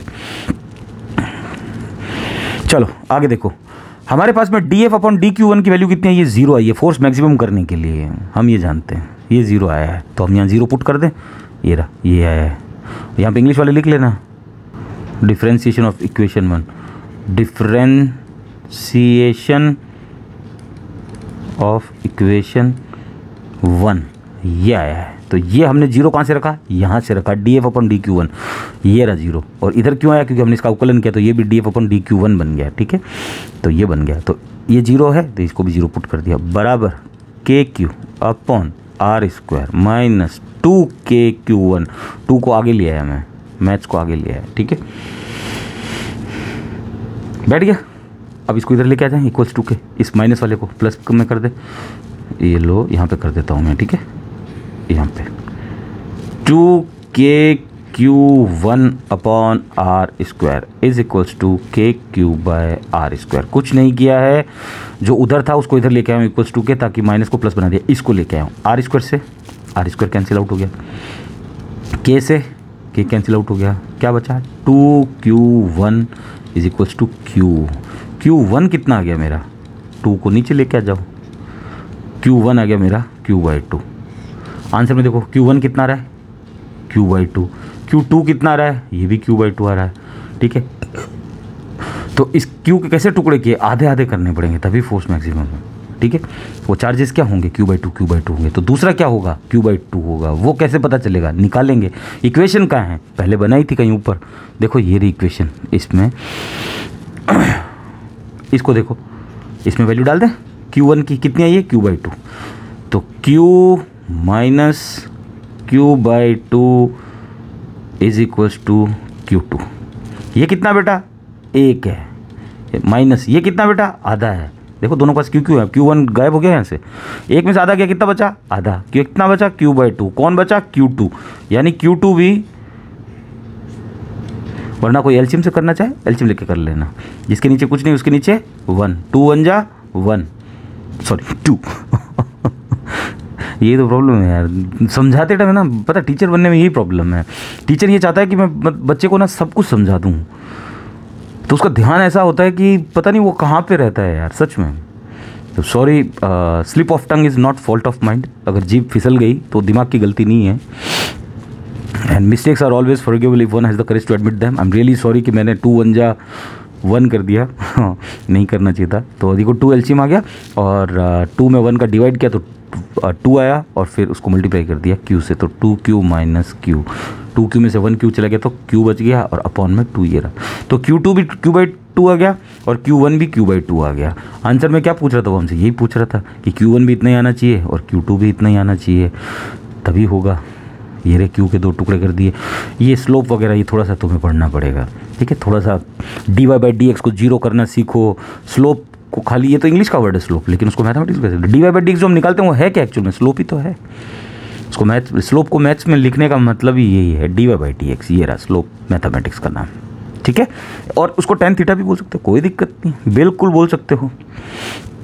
चलो नेक्स्ट क्वेश्चन करते हैं, क्वेश्चन नंबर 8। Very good. अब देखो बेटा क्वेश्चन नंबर 8 में क्या दे रखा, 3 charges plus 2Q minus Q और R माइनस Q, ये 3 चार्जेस हैं, एक ये है, एक ये है, एक ये, placed at the vertices A B and C। A भुजा वाले समबाहु त्रिभुज, ये रहा त्रिभुज, और A भुजा है तीनों की, ठीक है। तो हमें पता है कि जब तीनों की भुजा सेम है तो कोण भी कितना हो गया, 60 डिग्री। ये लो, जब भुजा सेम होगी तो कोण भी सेम होंगे, एंगल भी 60-60 होना पड़ेगा, क्योंकि कौन सा ट्रायंगल है, इक्विलेटरल ट्रायंगल है। कौन सा त्रिभुज है, समबाहु, सबकी बाहु, बाहु यानी भुजाएं, ठीक है। Triangle ABC of side A, find the magnitude of dipole moment of the system. किसका मैग्नीट्यूड निकालना है, स्पेलिंग गलत लिखी है इसने, इसकी भी गलती है, ये बुक वाला कभी सॉरी नहीं बोलता, मैग्नीट्यूड, ठीक है। डाइपोल मोमेंट निकालना है। डाइपोल मोमेंट क्या होता है, ABC पर चित्र के अनुसार रखा गया, इस निकाय के द्विध्रुव आघूर्ण का परिमाण ज्ञात कीजिए। सबसे पहले द्विध्रुव आघूर्ण क्या होता है, छोटा p, उसके ऊपर वेक्टर सदिश बराबर Q.2a, और 2a पे भी ब्रैकेट और इस पे सदिश, क्योंकि एरिया, ये सॉरी डिस्टेंस होती है, और इसको भी मतलब वेक्टर लगाना पड़ता है थोड़ा, समझ रहा ना, अच्छा लगता है, कुछ भी नहीं है। और क्या डायरेक्शन होती है डाइपोल मूवमेंट की, बल आघूर्ण, द्विध्रुव आघूर्ण का क्या डायरेक्शन रहती है, द्विध्रुव आघूर्ण की डायरेक्शन ये रहती है माइनस से प्लस की तरफ। ये माइनस Q है और ये प्लस Q है, ये वाले होने चाहिए चार्जेस, और इनके बीच की डिस्टेंस कितनी होनी चाहिए, 2a होनी चाहिए, तब ये क्या बन जाता है, दूरी अगर 2a है बीच की बहुत कम होनी चाहिए, ये 2a, ठीक है। तो ये बन जाता है द्विध्रुव आघूर्ण, डाइपोल मूवमेंट बन जाता है ये, ठीक है। लेकिन हमें यहाँ पे ये दूरी होती है, ठीक है, 2a डिस्टेंस होती है दूरी, लेकिन हमें यहाँ पे दूरी कितनी दे रखी है, a। अच्छा अब ये पहली बात तो ये डाइपोल बन रहा है कि नहीं बन रहा, देखो ये माइनस Q है, ये माइनस Q है, ये प्लस 2Q, ये डाइपोल बना कैसे फिर, तो इस डाइपोल को ऐसे बनाते हैं, देखो ढंग से समझो, बाकी उसी डायग्राम को फॉलो कर लेना, बस डाइपोल बनाना सिखा रहा हूँ। ये देखो 2Q है, तो 2Q को ऐसे नहीं लिख सकते, Q प्लस Q, बोलो Q प्लस Q क्या होता है, 2Q, 2Q ऐसे लिख सकते हैं, गुड। तो ये लो दोनों ही प्लस के है ना, इस पे कभी अपन प्लस लगाते नहीं। जैसे किसी ने मेरे को बोला 7 लिखो तो मैंने फटाक से लिख दिया 7, किसी ने बोला -18 लिख तो मैंने लिख दिया -18, किसी ने बोला 9 लिख तो मैंने लिख दिया 9, लेकिन मैंने देखो कभी प्लस का साइन नहीं लगाता, और ना आप लगाते हो, तो डेफिनेट है ये भी प्लस का होगा जब नहीं लगाते हो, और साइन लगा होता तो माइनस का। तो टू क्यू के 2 टुकड़े कर दिए, प्लस क्यू, तो देखो ये रहा प्लस क्यू और ये रहा प्लस क्यू। बोलो कोई प्रॉब्लम? यहाँ पे पहले से ही माइनस क्यू पड़ा था, यहाँ पे भी माइनस क्यू पड़ा था। ये एक डाइपोल बन गया, माइनस से प्लस होना चाहिए, ठीक है जी, बिल्कुल है। डिस्टेंस कितनी है हमारी? 2 है होनी चाहिए, हमारा डाइपोल ये कहता है, लेकिन ये बोल रहे हैं कि हमने जो तुम्हें डाइपोल दिया उसकी डिस्टेंस a है। एक डाइपोल हमारा ये बन गया द्विध्रुव आघूर्ण, ये रहा, इसकी डिस्टेंस कितनी है? इसकी भी है। कितने डाइपोल बन गए? 2 डाइपोल बन गए, वेरी गुड। डायरेक्शन क्या हो गया अब ढंग से समझना, ये वाला माइनस से प्लस होता है, तो देखो माइनस से प्लस ये डायरेक्शन होती है इसकी, ये वाली डायरेक्शन होती है माइनस से प्लस की तरफ। तो ये डाइपोल गया जी इधर ऐसे, ये माइनस से प्लस है, क्यों? क्योंकि देखो ये रहा माइनस से प्लस, मैं इस पे बना रहा हूँ, ठीक है। तो ये रहा डाइपोल, ये कौन सा है? इसको मैं मान लेता हूँ P1, ये P1, 2 डाइपोल बन गए हमारे। ये कौन सा डाइपोल है? ये इधर वाला जा रहा है जो P2, एरो लगा, वेक्टर लगाते जाना। अच्छा देखो, डाइपोल एक वेक्टर राशि है, वेक्टर क्वांटिटी है, द्विध्रुव आघूर्ण एक सदिश राशि है, 2 अलग अलग दिशाओं में जा रही है, पॉसिबल है? नहीं। क्या निकालेंगे? रिजल्टेंट निकालेंगे। क्या बोलते हैं उसको? नेट निकालेंगे, पी नेट, जैसे ई नेट निकालते हैं। कहाँ जाएगा रिजल्टेंट? ऐसा हमने सुना है बीच में जाता है पी नेट, ये रहा पी नेट, हमने ऐसा सुना है रिजल्टेंट बीच में जाता है, ठीक है। निकालें फिर P1 P2, तो सबसे पहले P1 की वैल्यू डालते हैं। P1 कितना है हमारा? देखो फॉर्मूला क्या कहता है? माइनस हो या प्लस हो, हमें एक चार्ज लेना होता है और मैग्नीट्यूड लेना होता है, एक चार्ज कोई भी, दोनों में से कोई भी जो तुम्हें पसंद हो। माइनस क्यू वाला लेना है, माइनस क्यू, लेकिन मैग्नीट्यूड लेना है, मैग्नीट्यूड मतलब प्लस क्यू लेना पड़ेगा। ये ले लिया, ठीक है। इसकी बात कर रहे हैं इस डाइपोल की, क्योंकि दोनों पर देखो क्यू चार्जेस हैं, ठीक है। दूरी फॉर्मूले में तो 2a होती है, लेकिन उसने हमें कितनी दी है? 2a की जगह a दी है, तो a लिख दें, ये लो a।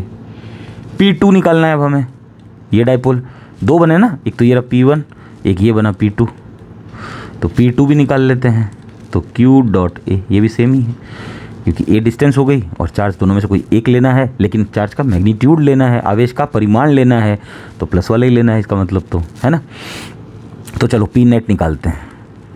फॉर्मूला वही है, P1 square plus P2 square plus 2P1 P2 cos theta. कितना बेटा इस बार? 60 60 60, समझ में आ गया। जब ये 60 है तो ये कितना होगा?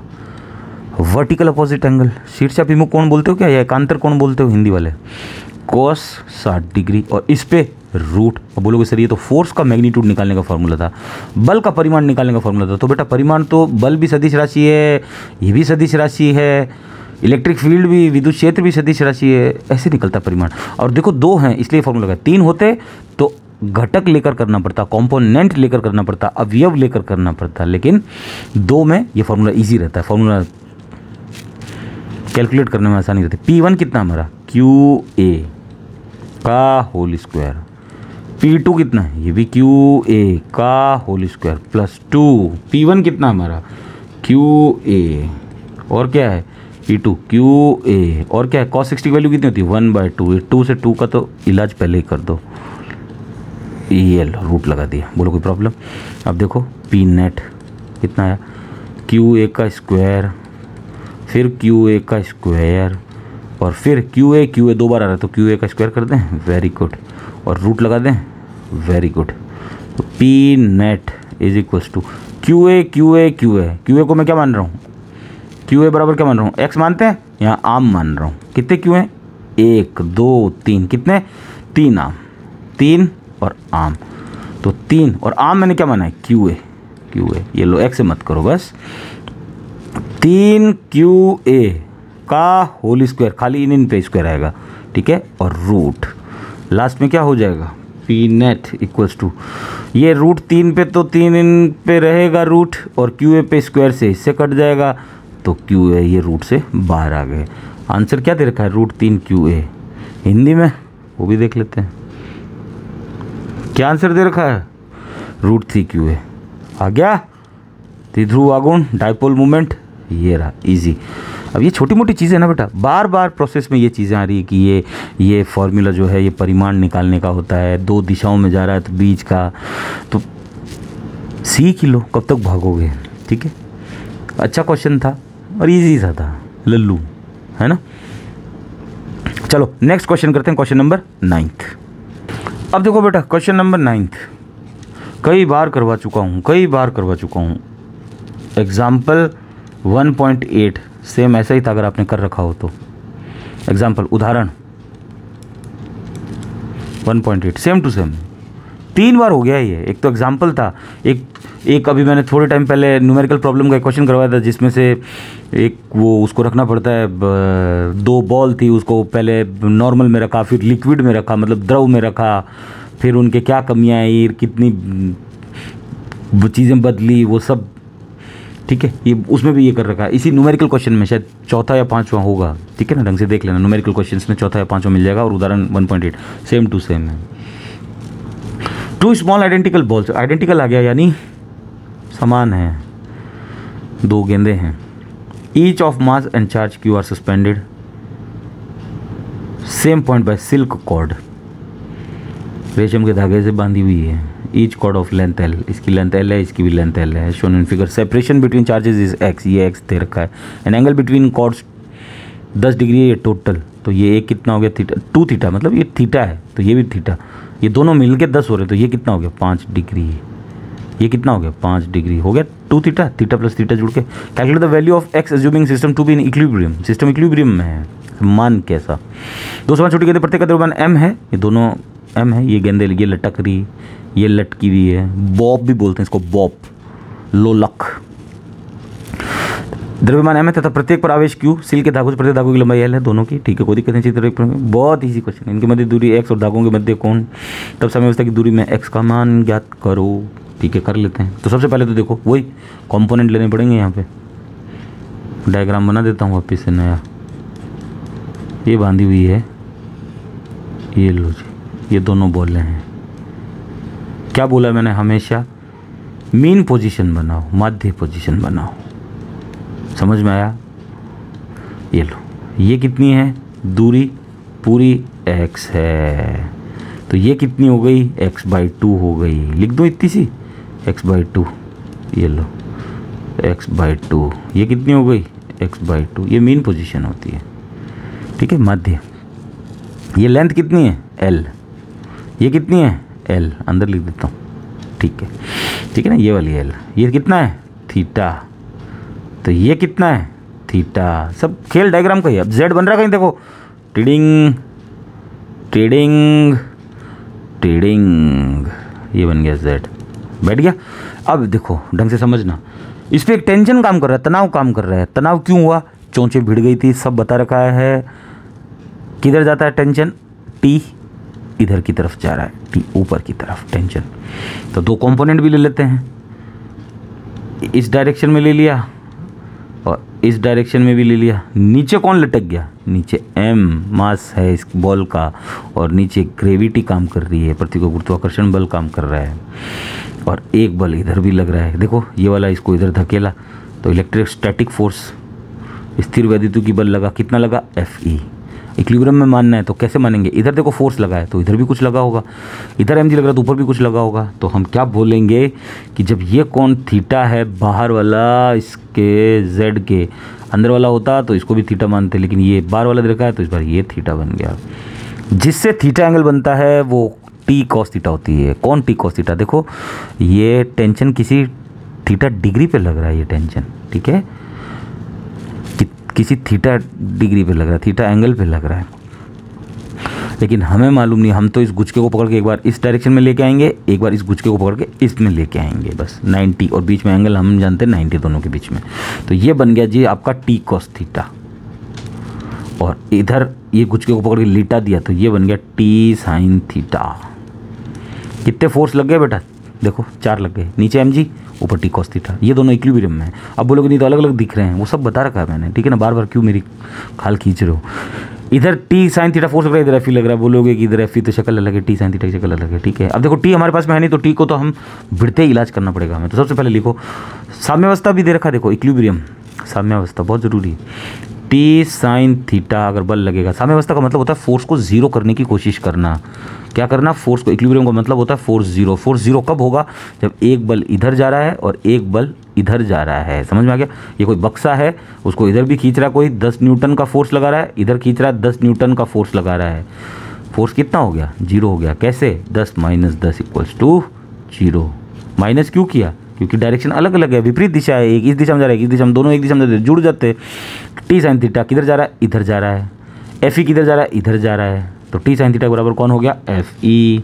और टी कॉस थीटा के बराबर कौन हो गया, एम जी। ये कोई बताते नहीं है, सीधा ही लेवल पे आना है। अब देखो टी हमारे पास में नहीं, तो टी को काटना है, तो प्लस से तो कटेगा नहीं, जुड़ जाएगा, माइनस से घट जाएगा, मल्टीप्लाई से स्क्वायर हो जाएगा, डिवाइड से चांसेस है कटने के, डिवाइड कर दो। ये लो अपन यहीं पे डाल देता हूँ, ये टंग टंग, टी से टी। आप एक लाइन लिख लेना, डिवाइड करने पर कौन, इक्वेशन 1 और इक्वेशन 2। इक्वेशन 1 में 2 का भाग देने पर, डिवाइड 1 इक्वेशन बाय इक्वेशन 2। तो ये तो टी से टी कैंसिल आउट हो गया। Sine theta upon cos theta क्या होता है, टेन थीटा इक्वल्स टू क्या बच गया, एफ ई। और क्या बच गया, क्या बच गया, अपॉन एम जी। बैठ गया।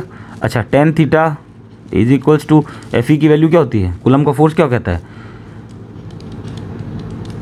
के क्यू। देखो दोनों सेम हैं, तो Q1 Q2 नहीं लिखूंगा, Q² अपॉन R² लिखूंगा। ठीक है, तो के Q² अपॉन R², और नीचे mg पहले से ही बैठा हुआ है, तो ये ऐसा क्या, बोलो कोई प्रॉब्लम नहीं है। अच्छा, अब मैंने ये R² क्यों लिया, सॉरी यहाँ पे मुझे x लेना है। क्यों लेना है, क्योंकि यहाँ उसने x दे रखी है हमको, तो ये लो x ले लेता हूँ। ठीक है, अब तो कन्फ्यूज़न नहीं आएगा। Very good. अब देखो एंगल कितना बना बेटा, 5 डिग्री, बहुत छोटा होता है। ठीक है, इस एग्जांपल में मैं तुम्हें सब कुछ समझा रखा है कि एंगल छोटा होता है तब ऐसा काम करते हैं, क्यों करते हैं, कैसे पता चला एंगल छोटा है, वो तो दे रखा उसने। लेकिन इस एग्जांपल में तो उसने एंगल भी नहीं दिया था, फिर भी उसने बहुत लफड़े किए थे, लेकिन बहुत अच्छे से समझा रखा है। उसको देखना, फिर इसको करना, समझ में आएगा बहुत अच्छे से। ठीक है, जब एंगल बहुत छोटा होता है ना, when theta is less less less, जब थीटा छोटा हो, बहुत छोटा हो, लेस, वेरी स्मॉल, उस केस में ये पूरी लाइन लिखना, जब थीटा बहुत छोटा हो, when theta is very very small, तब हम ये कह सकते हैं कि टेन थीटा बराबर साइन थीटा होता है। कैसे होता है, ये कैसे पता चला, ये थोड़ा सा मैं फटाक से बता देता हूँ, सटाक। साइन 0 की वैल्यू 0 डिग्री पे 0 होती है, और टेन 0 डिग्री की वैल्यू 0 होती है। ये दोनों सेम होते हैं और कोई सेम ही नहीं होता। देख लो, कॉस 0 की कितनी हो जाती है डिग्री की, 1 हो जाती है। और कौन आता है, सेक और कोसेक आता है, तो सेक भी कितना हो जाएगा, 0 पे 1 ही हो जाएगा मेरे हिसाब से, क्योंकि 1/cos होता है। और कोसेक क्या हो जाएगा, इन्फिनिटी हो जाएगा। तो सेम ये दोनों ही आए ना, यानी 0 पे देखो दोनों बराबर हैं। फिर जब टेन 1 होगा तो साइन 1 होगा, इधर भी 1 डिग्री, तो भी ऑलमोस्ट इनकी सेम आएगी। साइन 2 डिग्री होगा फिर, तो ये भी देखो, कहने का मतलब ये दोनों 0 से शुरू, ये दो हुए हैं सिर्फ, और कोई नहीं हुआ ट्रिग्नोमेट्री टेबल में। पता तो है ना ट्रिग्नोमेट्री टेबल, साइन 0 डिग्री की वैल्यू कितनी होती है, 0, टेन 0 की 0, बाकी और किसी की नहीं होती 0। ये 1 आ रही है, इसका कोई लेना देना नहीं हमें, इसलिए हम ये बोल रहे हैं कि साइन थीटा बराबर टेन थीटा हम लिख सकते हैं जब एंगल छोटा हो। कितने तक हो, 5 डिग्री तक हो तब। छठा 7वां उसमें हम इस्तेमाल नहीं करेंगे, लेकिन पता कैसे लगेगा, वो दे रखा उसने हमें एंगल कितना दे रखा है। जब 2 थीटा बराबर 10 दे रखा, तो थीटा बराबर कितना आ जाएगा, यहाँ से थीटा निकाल लो, थीटा बराबर 10/2 कितना है, 5। ये तो लिखा हुआ है 5, ये रहा 5, ये रहा 5। ठीक है, नेक्स्ट देखो साइन थीटा क्या होता है, बता सकते हो साइन थीटा क्या होता है, पंडित बद्री प्रसाद से या फिर लाल कक्का से, परपेंडिकुलर अपॉन हाइपोटेन्यूस होता है कि नहीं होता। लाल कक्का के पंडित बद्री प्रसाद हर हर बोले, ये होता है साइन का खांचा, ये होता है साइन का खांचा। तो P/H बोल दो या L/K बोल दो, होता है। हमें यहाँ पे ज़रूरत पड़ेगी देखना भी। ये वाली अब देखो ट्रायंगल बनाएंगे ना, ये सब कहाँ से आएगा, ट्रायंगल से ही तो आएगा साइन थीटा। और ये सब 90 डिग्री कहाँ बनाई, ये बनाना हमने बनाया ना अभी, माध्य पोजीशन बनाई, इसीलिए मैं माध्य पोजीशन बनवाता हूँ, वरना बाद में पता ही नहीं चलता 90 कहाँ बना है। ये 90 बना हुआ है, इधर भी 90 बना हुआ है, लेकिन हमें तो एक ट्रायंगल चाहिए। ठीक है, अब इस ट्रायंगल को इतने से को देखना, इतने से वाले को। ठीक, साइन थीटा बराबर परपेंडिकुलर कितना है, परपेंडिकुलर कौन होता है, ढंग से समझना। लंब कौन होता है, थीटा के सामने वाला लंब होता है। दिख तो ये आधार रही है, बेस ये लग रहा है, लेकिन ऐसा नहीं होता है, ट्रायंगल चेंज हो जाता है। समझ में आ गया ना, यहाँ चेंज हुआ ट्रायंगल। थीटा कहाँ है, ये रहा, थीटा के सामने वाला हमेशा लंब होता है, 90 के सामने वाला कर्ण होता है। वापस से थीटा के सामने वाला परपेंडिकुलर होता है, 90 के सामने वाला हाइपोटेन्यूस होता है। तो लंब कौन हुआ? x/2। तो डाल दें यहाँ पे साइन थीटा की वैल्यू निकाल है। अच्छा टेन थीटा क्यों नहीं लिया फिर? टेन थीटा देखो, टेन थीटा में क्या आ रहा है? लंब बटे आधार आ रहा है। लंब कितना हमारे पास में? ये है ही नहीं हमारे पास में, ये नहीं है ना, लंब यही तो है। क्या ये है? सॉरी ये है लंब यहाँ पे, तो ये तो है। आधार, आधार ये बन गई, कहने का मतलब क्यों ये लंब ये क्यों बनी? क्योंकि थीटा के सामने वाला परपेंडिकुलर होता है, लंब होता है, तो ये आधार बन गई। तो ये लेनी, ये तो है नहीं, तो फिर ये कैसे निकालेंगे? तो फिर ये पाइथागोरस थ्योरम लगानी पड़ेगी, और पाइथागोरस थ्योरम लगाओगे तो टाइम ज़्यादा लगेगा, इसीलिए उसने एंगल छोटा दे दिया तुम्हें। तो ये माथा पूरी कर ही क्यों रहे हो? टेन थीटा से भी अगर कोई निकाले तो निकाल सकता है, लेकिन ज़रूरत नहीं है, समझ में आया? इसलिए उसने जानबूझ के एंगल दिया। और ये एग्जाम्पल ये तीसरी बार दे दिया उसने इस टाइप का सा, ठीक है? ऐसा क्वेश्चन ये 3 बार दे दिया है।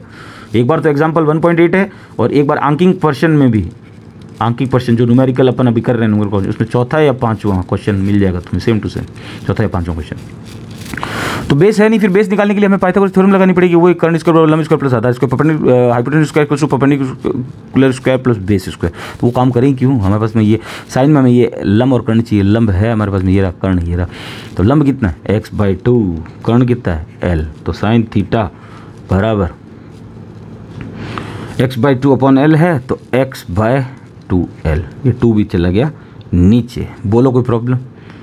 साइन थीटा, तो यहाँ पे साइन टेन थीटा की जगह मैं साइन थीटा भी लिख सकता हूँ, is equals to sine theta, क्योंकि मैंने यहाँ पे बता दिया कि साइन टेन थीटा बराबर साइन थीटा होता है। तो ये वैल्यू साइन थीटा की हो गई पूरी, ये वैल्यू बैठ गई, ये वाली पूरी वैल्यू। ये साइन थीटा भी बोल सकते हैं इसको हम, क्योंकि एंगल छोटा है अभी हमारा। एक साइन थीटा हमारा ये आ रहा है, और एक साइन थीटा हमारा ये भी आ रहा है। क्या आ रहा है? KQ² upon x² mg। बोलो कोई प्रॉब्लम? ये भी साइन थीटा आ गया, ये भी साइन थीटा आ गया। बराबर कर दें दोनों को। इस साइन थीटा की जगह, इस साइन थीटा की जगह, इसको साइन थीटा क्यों बोला? क्योंकि दोनों टेन थीटा और साइन थीटा बराबर होते हैं कब? जब एंगल छोटा हो, कोण छोटा हो, और छोटा है 5 डिग्री है, ठीक है? लेकिन बच्चे ये पूछते कब तक ये बराबर माना जाएगा, तो वो सब बता रखा है एग्जाम्पल 1.8 में, ठीक है? तो देखो ये तो वैल्यू इधर है ही, और साइन थीटा की हमने वैल्यू निकाल ली कितनी? x/2l। और ये पूरा क्या हो गया? टेन थीटा को भूल जाओ, अभी साइन थीटा बराबर ये हो गया, हो गया, वेरी गुड। तो साइन थीटा की वैल्यू कितनी निकली? x/2l। वो यहाँ डाल दें इसके बराबर में से, तो ये लो x/2l is equals to KQ² upon x² mg। ये समझ में आई कि नहीं आई? सर पढ़ाया तो बहुत अच्छा, लेकिन सब ऊपर से निकल गया, और अब देखने का मन भी नहीं कर रहा, बस अब सोएंगे। ऐसा नहीं बेटा, देखो ढंग से समझो बात को। ये टेन थीटा आया था, मैं इसको बोल रहा हूँ कि ये टेन थीटा नहीं मान के मैं साइन थीटा मान रहा हूँ, मेरी मर्जी में मान रहा हूँ। क्यों? क्योंकि एंगल छोटा है इसने, और ये मैंने यहाँ मेंशन कर दिया। ऐसा होता है, लेकिन कब तक होता है? जब 5 डिग्री का एंगल हो तब तक होता है। तो 5 डिग्री उसने अपन को दे रखा है, पहली चीज़ तो ये वैल्यू आ गई। साइन हमने इस ट्रायंगल से निकाल लिया, ये रहा निकाल लिया। साइन थीटा कितना होता है? इस फॉर्मूले से, लाल कक्का से, ठीक है? साइन की वैल्यू कितनी है? x/2l। तो ये भी साइन थीटा है, और इसको साइन थीटा को मैंने सेम टू सेम, देखो इस वाले को यहाँ पे लिख रखा है, ये रहा, ठीक है? इस साइन थीटा की जगह में क्या ये नहीं लिख सकता जी? सेम ही तो है, ये भी साइन थीटा बराबर ही है, ये साइन थीटा बराबर ही है। तो साइन थीटा की वैल्यू कितनी है? x/2l। यहाँ साइन थीटा है, तो मैं ये वैल्यू रख दूँ साइन थीटा को। मेरे को ट्रिग्नोमेट्री हटानी है, त्रिकोणमिति हटानी है, ठीक है? तो चलो मुझे जगह चाहिए होगी, इतना बहुत है मेरे लिए। तो क्या क्या कट रहा है, क्या क्या आ रहा है कोपचे में? तो सबसे पहले इसको इधर लेके जाओ, मल्टीप्लाई करो, तिरछा गुणा वज्र गुणा cross multiply x³ mg is equals to KQ² 2l। अपन को क्या निकालना था? दूरी, x का मान ज्ञात करो, x निकालनी है। तो x बराबर 2 बैठ गया, ये पहले लिख दिया, KQ² l और अपॉन में mg, बोलो, और ये क्यूब आ गया यहाँ तक। तो नेक्स्ट लाइन में x equals to 2KQ² l upon mg का 1/3, ये क्यूब उधर जाके 1/3 बन गई। अगर नहीं पसंद है तो ये भी लिख सकते हो, 2KQ² l अपॉन mg का 3। ये 3 क्या है? एक वर्गमूल होता है, एक घनमूल होता है, एक स्क्वायर रूट होता है, एक क्यूब रूट होता है। ये क्यूब रूट है, ये 3 को मल्टीप्लाई मत कर देना कहीं पे, ठीक है ना? ऐसा कहीं देखा नहीं होगा तुमने, छोटी क्लासेस में थे क्यूब रूट और स्क्वायर रूट, वर्गमूल घनमूल, ये दोनों ही सही है। जो आंसर ये निकालना था x, और ये हमने निकाल दिया, ठीक है? ज़्यादा अच्छा समझने के लिए एग्जाम्पल 1.8 देखना, बहुत मेहनत की मैंने उसमें, अच्छा लगेगा। तो एक बार देख लेना, ठीक रहेगा। समझ में बहुत अच्छे से आएगा ये वाला कि क्यों लिया है। 2-3 बार देखो समझो। ये फोर्स है ना, बार बार निकल रहे हैं, कुछ नहीं, ये फर्जी के फोर्स हैं, ये कंपोनेंट निकाले हैं, एक घटक, बहुत आसान है, छोड़ना मत इन चीज़ों को, जैसे क्वेश्चन आ जाते हैं, ठीक है। जब 3 बार आया तो चांसेस रहते हैं आने के। तो ये इसका हो गया। नेक्स्ट क्वेश्चन करते हैं, क्वेश्चन नंबर 10th। चलिए जी शुरू करते हैं क्वेश्चन नंबर 10th। क्या कह रहा है, in a system 2 charges QA है 2.5 × 10⁻⁻7 coulomb and QB equals to -2.5 × 10⁻⁻7 coulomb. अब देखो चार्जेस दोनों सेम है, वैल्यू सेम है ना, हाँ, लेकिन एक प्लस का एक माइनस का। तो हमें क्या पता चल रहा है, ये हमें क्या दे रखा है, द्विध्रुव, डाइपोल दे रखा है, ठीक है। तो नाम भी पता चल गया, यहाँ पे ये आ गया डाइपोल, द्विध्रुव, ठीक है। देखते ही पता चल रहा है दोनों सेम होने चाहिए बट अपोजिट इन नेचर होने चाहिए, डिस्टेंस बहुत कम होनी चाहिए। देखते हैं, are situated at point A के कोऑर्डिनेट दे रखे हैं, निर्देशांक दे रखे हैं ए के 0 0 -15 ये रहा, और बी के दे रखे हैं 0 0 +15। Find the electric dipole movement of the system. तो सबसे पहले फॉर्मूला लिखो इलेक्ट्रिक डाइपोल का, ये रहा, और 2A ये हमारा आ गया, ये मल्टीप्लाई का साइन है, ठीक है, बीच में Q.2A, ये डाइपोल मोमेंट द्विध्रुव आघूर्ण का फॉर्मूला है। ये क्या है, डिस्टेंस, दूरी बहुत कम होनी चाहिए, और ये क्या है, कोई दोनों में से एक charge, either of the charges, और उसका भी मैग्नीट्यूड, ठीक है। चलो, किसी निकाय में 2 आवेश हैं तथा क्रम से 2 बिंदु इत्ते पे हैं स्थित हैं, दूरी हमें सेंटीमीटर में दे रखी है, ठीक है, हमें मालूम है, और निकाय का विद्युत द्विध्रुव आघूर्ण ज्ञात कीजिए। हम इसको सेंटीमीटर को चेंज करके मीटर में कर लेंगे, ठीक है। अब देखो इसको, डायग्राम को समझना, 3 कोऑर्डिनेट बना देता हूँ, निर्देशांक बना देता हूँ, उससे बहुत अच्छा समझ में आ जाएगा तुम लोगों को। अब ये देखो, ये हमारे हो गए मेन कोऑर्डिनेट, कौन सा हो गया, x हो गया, ये कौन सा हो गया, y हो गया, और ये कौन सा हो गया, z हो गया। अब देखो, अगर कोई मुझसे पूछे -x किधर होगी, तो x के सामने वाली -x होती, ये बना देता हूँ, ये लो, ये लो, y होती तो y नीचे होती, ये -y, ये -x, और z होती तो z के सामने इधर होती, लेकिन हमें z दे रखी उसने, कैसे दे रखी है, देखो a पे 0 है, x मतलब y भी 0 है, लेकिन z पे कुछ है, इधर भी x 0 है, b कोऑर्डिनेट पे, y भी 0 है, लेकिन z कुछ दे रखा है, तो ये -z हो गई हमारी, ठीक है, बैठ गया। इसके कोऑर्डिनेट लिख लेते हैं ताकि हमें दिक्कत नहीं रहे। हमें क्या करना है, डाइपोल में माइनस का इधर रखना है, तो QB इधर का आएगा, क्योंकि डाइपोल ये QB किसका है, देखो माइनस का है, तो ये मैं मान लेता हूँ माइनस का, और QA किसका है, प्लस का है, तो इसके आगे लगा देता हूँ प्लस का। बोलो कोई प्रॉब्लम है? अच्छा, QA के कोऑर्डिनेट क्या क्या दे रखे हैं वो लिख लो। तो QA के कोऑर्डिनेट इधर ही आएंगे, क्योंकि अब QA ये बन गया है, Q बना है, पता चल गया होगा, 0,0 -15 सेंटीमीटर। इसके कोऑर्डिनेट क्या हैं, 0,0 और प्लस के 15 सेंटीमीटर, ठीक है। अब बोलोगे इधर ये माइनस का, लेकिन ये 15 नहीं बेटा, लेकिन डाइपोल जो है ना वो माइनस से प्लस के बीच में चलता है, माइनस से प्लस, द्विध्रुव, ठीक है। वो z माइनस है, उससे कोई फर्क नहीं पड़ता, z माइनस, और z माइनस के कोऑर्डिनेट हमें माइनस ही लेना पड़ेगा, तो -15 इधर आएगा। ये तो तुम्हारे समझ में आ गया होगा, ये z प्लस का था तो प्लस का 15 इधर आ रहा है, ठीक है। चार्ज रख सकते हो, कोई दिक्कत नहीं, ये आ गया तुम्हारे समझ में, ठीक है। अब हमें डिस्टेंस कितनी देर की दोनों के बीच की, देखो यहाँ से निकालो, ढंग से समझना। अगर कोई ये बोले कि ये बीच में 0 है और ये 5 है और ये -5 है, टोटल बताओ कितनी है, टोटल यहाँ से डिस्टेंस बतानी है टोटल। भाई इधर तो देखो ये माइनस भी चलेगा, ये -1 हो गया, ये -2 हो गया, फिर -3 -4 -5 आ गया। इधर कोई आदमी यहाँ खड़ा है, यहाँ से वहाँ तक जाता है, यहाँ से चलता वहाँ तक जाता तो ये सेंटीमीटर में है, ठीक है। यहाँ से चलता तो हम बोलते 5 सेंटीमीटर, लेकिन यहाँ से देखो ये भी तो चला ही है ना, इधर ही तो आ रहा है, तो टोटल कितनी हुई, 10 हुई कि नहीं हुई, समझ में आया। अगर 0 से चलता तो 5 चलता सेंटीमीटर, लेकिन वो तो यहाँ से चल रहा है। अब एक बार हम इस माइनस को छोड़ देते हैं, मैग्नीट्यूड देखते हैं, सिर्फ परिमाण, ठीक है। वो यहाँ से चला है तो ये दूरी भी तो गिनी जाएगी ना चलने में, दूरी तो हमेशा प्लस में ही होती है, डिस्टेंस हमेशा प्लस में होती है, डिस्प्लेसमेंट नेगेटिव हो सकता है, विस्थापन माइनस में हो सकता है, लेकिन हम क्या बोल रहे हैं, हमें दूरी तय करनी है, ठीक है। दूरी कभी -5 में हो नहीं सकती, तो ये भी +5 है, तो यहाँ से आदमी चलना चालू हुआ और यहाँ तक गया, तो देखो कितना चला। अब ये सारे प्लस के हो गए, क्योंकि दूरी है, विस्थापन की तो हम बात ही नहीं कर रहे, ठीक है। तो 5 से पहले इधर चला, तो ये 5 यहाँ तक चल लिया और ये 5 और चल लिया, तो 5 + 5 टोटल कितना चल लिया, वो 10 सेंटीमीटर। यहाँ पे देखो, यहाँ से 0 पॉइंट ये होता है, ठीक है ना। जब भी कोई तुम्हें निर्देशांक दे रखा होता है वो ओरिजिन से होता है, ठीक है, मूल बिंदु से होता है। और मूल बिंदु कहाँ है, ये रहा ओरिजिन। यहाँ से ये इतना 15 चला है और ये उधर की तरफ और 15 चला है, तो टोटल कितना हो गया। डाइपोल की डिस्टेंस कितनी होती है 2a, फॉर्मूले में ये रहा, ठीक है। तो 2a बराबर कितना आ गया 30 सेंटीमीटर।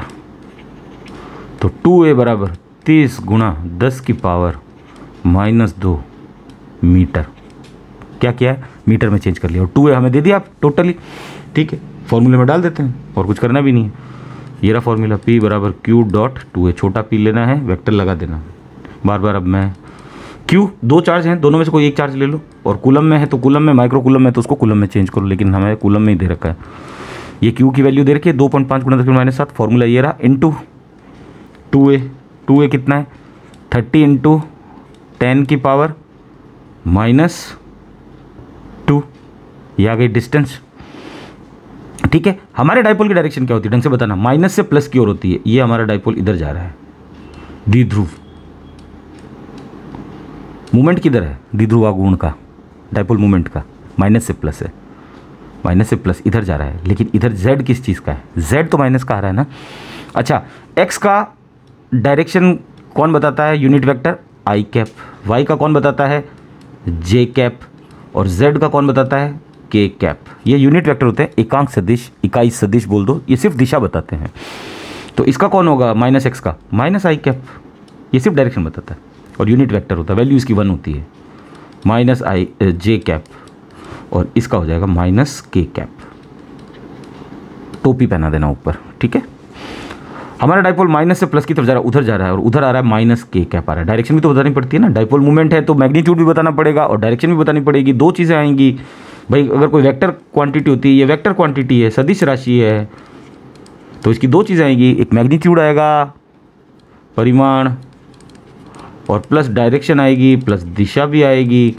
तो परिमाण तो हम ये निकाल लेंगे, परिमाण मतलब गणित का मान, और दिशा अब क्या आ रही है -k cap, -k cap. Book में z कैप लिखा हुआ है, z कैप कुछ नहीं होता है, ठीक है। लेने को ले सकते हैं, कोई दिक्कत नहीं है, लेकिन ये एक स्टैंडर्ड बन गया कि x डायरेक्शन का i कैप होता है यूनिट वेक्टर, ठीक है। y का j होता है, -y का -j कैप हो जाएगा। और अगर z लगाना चाहो तो भी कोई दिक्कत नहीं है, -k कैप लगाना चाहो कोई दिक्कत नहीं, दोनों राइट है।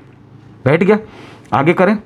P = सबसे पहले पॉइंट हटा दो, 10 लगा दो यहाँ पे, इस 0 से तो इसका इलाज ही कर दो, बोलो।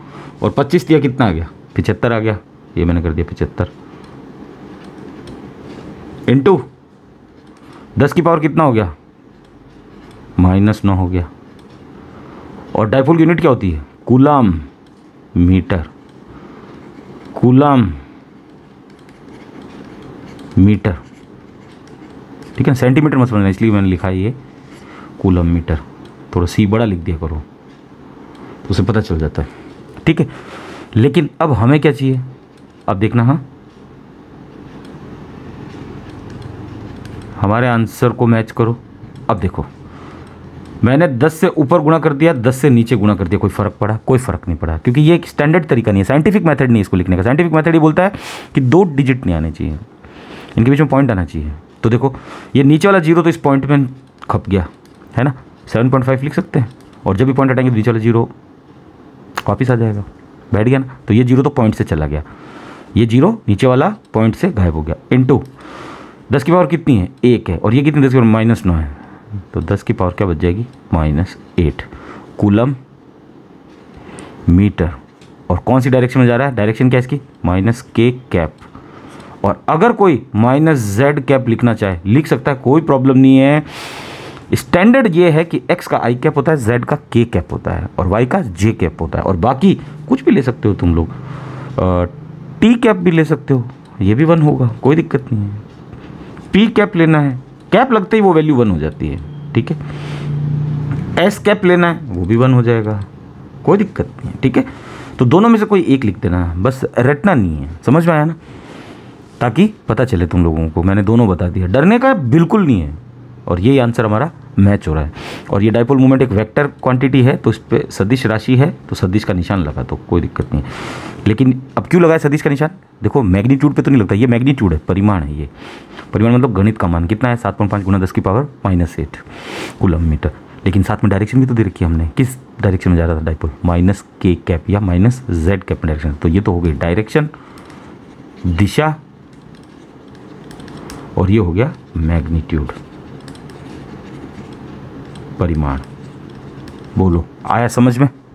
वेरी गुड, यही करना था, ज़्यादा कुछ है नहीं। डिस्टेंस पता होनी चाहिए कि हमें ओरिजिन से लेना है। ये डाइपोल यहाँ से चलना चालू होगा तो इतना ही लंबाई तो होगा डाइपोल, और ये पूरी डिस्टेंस कितनी होती है, 2a होती है। 2a कहाँ से लेके, यहाँ से लेके यहाँ तक। बच्चे अब क्या इसको सोचते हैं 0 हो गया, -15 है उधर ये रहा, और ये इधर +15 है, तो 0 कर देते हैं। नहीं, डबल हो जाएगा डिस्टेंस, ठीक है ना, 2a डिस्टेंस। ये ओरिजिन से ली जाती है कि यहाँ से ये z इधर गया है और -z उधर गया है, +x इधर गया है, -x इधर गया है, प्लस का y ऊपर गया है, माइनस का y नीचे गया है। ठीक है, तो ये करना था। आज के लिए इतना बहुत है। 5-5 क्वेश्चन करेंगे तो वीडियो लंबे नहीं होंगे, वरना वीडियो ज़्यादा लंबे हो जाएंगे तो तुम्हें भी देखने में मज़ा नहीं आएगा। ठीक है, धीरे धीरे करना, 2-3 बार प्रैक्टिस करोगे तब जाके होगा, एकदम से कुछ नहीं होता। हाथ से खुद चलाओगे pen, no pain no gain. थोड़ा सा पेन चलाओ, 2-3 बार प्रैक्टिस करो, कैलकुलेशन करो ऐसे, और आंसर को साइंटिफिक मेथड में प्रोवाइड करवाओ। टीचर को यही सब चीज़ें चाहिए होती है। यूनिट कभी नहीं भूलना, ठीक है, यूनिट लगानी है। डायरेक्शन पूछिए, अगर कोई चीज़ ऑटोमेटिक वेक्टर है तो हमें डायरेक्शन उसकी बतानी है, अगर पूछी हो तो उसने हमें कोऑर्डिनेट इसलिए दे रखे थे। यहाँ पे डायरेक्शन वो पूछेगा नहीं, लेकिन उसने कोऑर्डिनेट दे रखे थे, ये निर्देशांक। और निर्देशांक का मतलब ही ये होता है कि किस डायरेक्शन में जा रहा है वो बताओ। तो दिशा भी बता दी हमने, परिमाण भी बता दिया। चलिए आज के लिए बहुत है। अगर पसंद आया तो थैंक यू, देखते रहिए, पढ़ते रहिए। मिलते हैं जल्द ही दूसरे किसी वीडियो पर। शुक्रिया।